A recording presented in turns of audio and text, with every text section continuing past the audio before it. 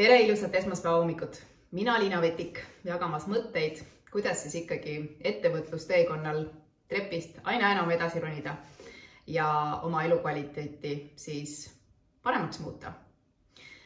Täna tahan sulle rääkida teemast nimega turvalisus ja tegelikult viskan sulle nii-öelda pommi, et sihukest asja nagu lõputu turvalisus või garantii või nii-öelda inglise keeles hea sõna safety, sellist asja ei ole olemas. Vaata, meid on ju maast madalast programmeeritud ja see on üks suurimaid valesid, ma ütleks nii-öelda valeuskumusi, on see, et meid ootab kuskil mingisugune turvaline teekond, et meiega ei juhtu mitte midagi. Ja laste olukorras, kui laste situatsioonist mõelda, siis see on ju täiesti normaalne. Ikka me peame neid ette hoiatama, et ära topi sõrme tulle, sellepärast, et sa võid haiget saada. See on ellujäämiseks absoluutselt vajalik, aga kuskil sisimas me teame, et garantiisid ei ole.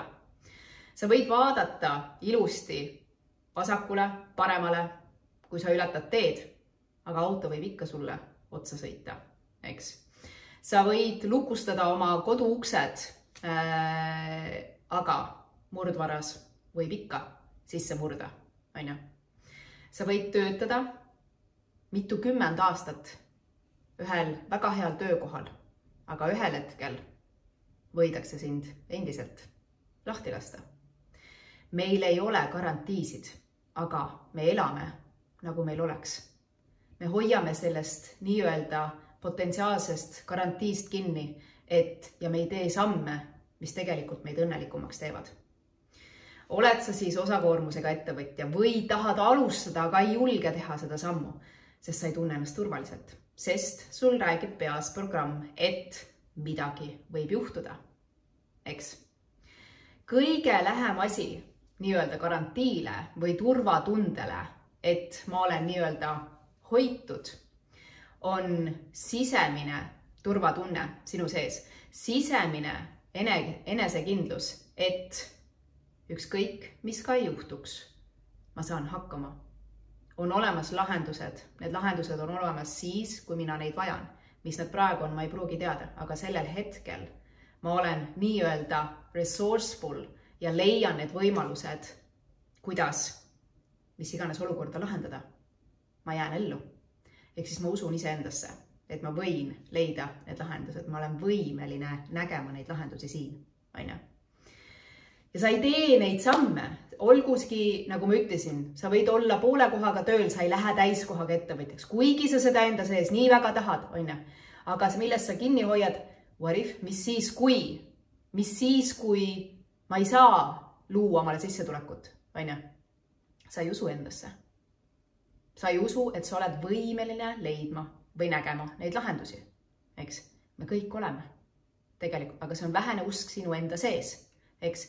Teine variant on see, et sa oled ettevõtja, sa oled kasvanud teatud tasemele, sa tahad võtta omale inimesi appi, aga mis siis, kui mul ei ole võimalust talle maksta palka? Mis siis, kui see on kehv inimene? Mis siis, kui tema ei tee sellist tundega, nagu mina vajan, et ta teeks? Jällegi, sa ei usu, et sa selles olukorras oled võimeline leidma lahendused. Need lahendused on alati olemas. Aga nad alati on. Ta peab olema. See on kõige lähem turvatundele. Ehk siis lase lahti nendest hirmudest. Sa suudad ellu jääda. Mida sa pead tegema, on kasvatama sisemist turvatunnet, et ma arenen, ma saan tugevamaks, ükskõik mis minu elu toob, milliseid kodaraid asju, ma tulen sellest välja. Ma saan sellest midagi õppida. Ehk siis kõik, mis minu elus on, see on minu jaoks, see teeb mind tugevamaks ja ma leian alati lahendused. Ma leian inimesed, kelle poole pöörduda, ma leian võimalused, ma märkan neid võimalusi. Aga selleks, et märgata võimalusi, sa pead keskenduma millele? Mitte sellele, et mis kõik võib halvasti minna, sest siis su aju just neid otsibki, neid olukordi. Sa pead keskenduma sellele, mida sa tahad, kuhu poole sa tahad liikuda, mida sul vaja on selleks, et lahendada see situatsioon. Ja niimoodi sa häälestad oma aju otsima lahendusi. Anna mulle see õige lahendus, on ju. Et see on väga lihtne tegelikult, kus on sinu fookus.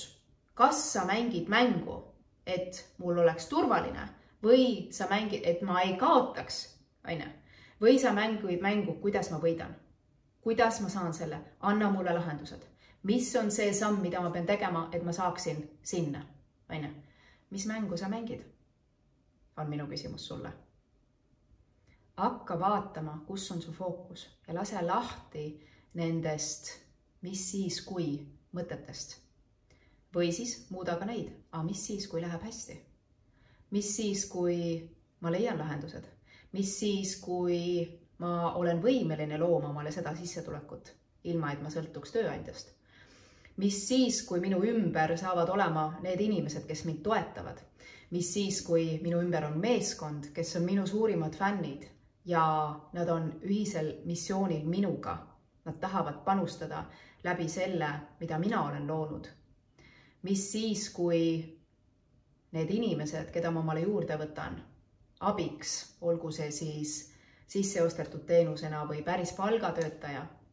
Mis siis, kui nad on minu jaoks tohutu investeering?